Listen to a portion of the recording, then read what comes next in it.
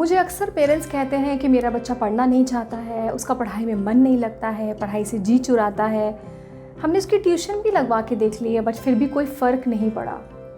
तो ये ऐसे कुछ सवाल हैं, समस्याएं हैं जो ज़्यादातर पेरेंट्स की लाइफ में आते हैं। सोचने वाली बात ये है कि हम सब जानते हैं कि जब तक कोई भी प्रॉब्लम को हम उसके रूट से ख़त्म नहीं करेंगे, वो बार बार परेशानी हमारे सामने आती रहेगी। तो हमें किसी भी चीज़ को उसको सरफेस लेवल पे डील नहीं करना होता है। लिहाजा हमें यहाँ पर जानना बहुत इम्पॉर्टेंट है कि आपका बच्चा क्यों नहीं पढ़ना चाहता है। क्या ऐसे रीज़न्स हैं जिसकी वजह से वो पढ़ाई में उसका मन नहीं लगता है? क्या उसे पढ़ाई समझ नहीं आती है, या क्या रीज़न्स हैं इसके पीछे? आगे बढ़ने से पहले एक छोटा सा डिस्क्लेमर देना चाहूँगी मैं। अक्सर हम लोग लाइफ में शॉर्टकट ढूंढ रहे होते हैं, हमें हमेशा शॉर्टकट चाहिए होता है। पर जब बात बच्चों की हो रही है तो मैं खुद भी कोई शॉर्टकट इस्तेमाल नहीं करती हूँ, ना मैं इस बात की सलाह किसी और को देती हूँ। और अगर ये सुनने, ये जानने के बाद आप अभी भी ये वीडियो देख रहे हैं तो मुझे पूरा यकीन है कि जिन सॉल्यूशंस की बात हम आगे करने वाले हैं, उन्हें करने के लिए जिस तरह के पेशेंस और कंसिस्टेंसी की ज़रूरत पड़ेगी वो डेफिनेटली आपके अंदर है। चलिए आगे बढ़ते हैं। मान लीजिए एक बच्चा है जिसका नाम आर्यन है और वो 6th स्टैंडर्ड में पढ़ता है। आर्यन खेलने में बहुत अच्छा है, हमेशा अव्वल आता है, लेकिन जब उसके स्कूल की कॉपी नोटबुक उठा के आप देखें तो कहीं उसने आंसर नहीं लिखा है, कहीं टीचर ने रेड मार्क लगाया हुआ है। और जब इस तरह की स्थिति में पेरेंट्स अपने बच्चों को देखते हैं तो अपना गुस्सा निकालते हैं, कभी डांटते हैं, डपटते हैं, कभी कभी हाथ भी उठा देते होंगे। लेकिन इस सिचुएशन में आपको थोड़ा सा एक पॉज लेना होगा और खुद से एक सवाल करना होगा कि क्या हमने जानने की कोशिश की है या नहीं। कहीं ऐसा तो नहीं है कि हमने उसकी परेशानी जानने की बजाय उसकी परेशानी को और बढ़ा दिया हो, अपने बच्चे की पड़ोसियों के बच्चों के साथ या अपने रिलेटिव्स के बच्चों के साथ कंपैरिजन करके। तो अगर ऐसा कुछ भी है तो आपको सबसे पहले ये जानना होगा कि आपके बच्चे के लिए क्या चैलेंज आ रहा है, क्यों नहीं उसका मन लग रहा है। चलिए आइए जानते हैं कि क्या सॉल्यूशंस हैं जिन्हें अपनाकर आप अपने बच्चे का मन पढ़ाई में लगा सकते हैं। तो सबसे पहले बात ये है, सबसे इम्पॉर्टेंट है कि आप अपने बच्चे को किसी भी बात के लिए ताना मत दें। अभी हम आर्यन की बात कर रहे थे तो हम फिर से आर्यन का जिक्र करते हैं, आर्यन का एग्जाम्पल लेते हैं क्योंकि वो खेलने में अच्छा है, खेलने में हमेशा आगे रहता है, लेकिन जब पढ़ाई की बात आती है तो उसे नींद आने लग जाती है या वो थकावट का बहाना करने लग जाता है। मतलब साफ है कि उसे जो काम पसंद है उसमें वो कभी नहीं थकता, लेकिन जब पढ़ाई की बात आती है जो वो पसंद नहीं करता है उसे पेट में दर्द होने लग जाता है। लेकिन अब आपको एज अ पेरेंट उसे इस बात का ताना देने की कोई ज़रूरत नहीं है कि दिन भर खेलते रहते हो, पढ़ाई में मन नहीं लगता, पढ़ाई के वक्त हमेशा थकने का बहाना बनाते हो। आपने ये जान लिया है कि आपका बच्चा बहाना बना रहा है, ये बहुत अच्छी बात है क्योंकि इतनी अवेयरनेस एज अ पेरेंट होना बहुत ही ज़्यादा इम्पॉर्टेंट है।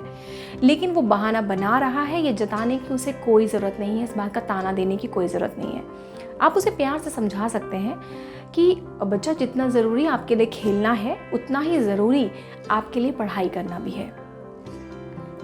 आगे बढ़ते हैं अपने दूसरे सॉल्यूशन की तरफ कि जब भी आपका बच्चा पढ़ाई करने के लिए बैठता है, अगर आपका बच्चा छोटा है और आप उसकी हेल्प करने के लिए उसके साथ बैठ रहे हैं तो प्लीज़ कोशिश करें कि आप कोई दूसरा काम ना कर रहे हों, जैसे कि आप बुक ना पढ़ रहे हों, अपने ऑफिस का काम ना कर रहे हों, या फ़ोन पे बात ना कर रहे हों, या फिर फ़ोन स्क्रॉल ना कर रहे हों।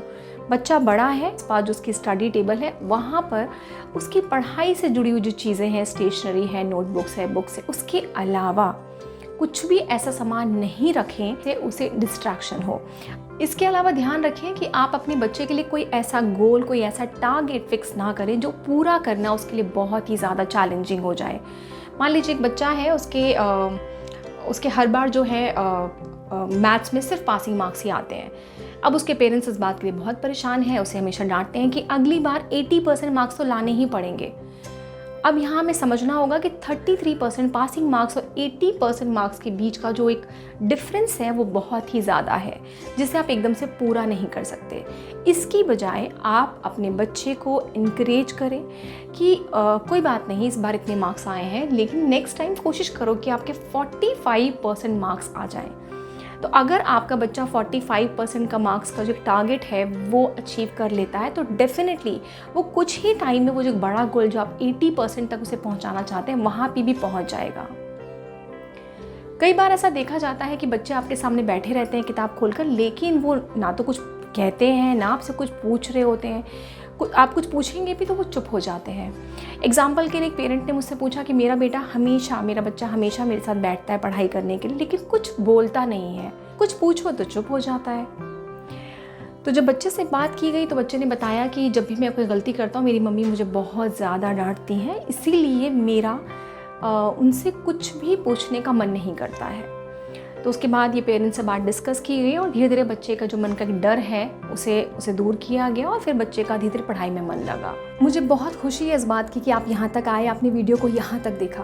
कहते हैं कि बच्चे का मन एक कोरी स्लेट की तरह होता है जिस पे आप जो भी चाहें वो लिख सकते हैं। अब एज अ पेरेंट वो मर्ज़ी आपकी है कि आप क्या लिखना चाहते हैं। तो अगर आपने इस तरह से डर को हावी होने दिया उस पर, बच्चे के बीच का जो एक बॉन्ड है जो बहुत स्ट्रॉन्ग होना चाहिए, वो कहीं ना कहीं हैम्पर होगा।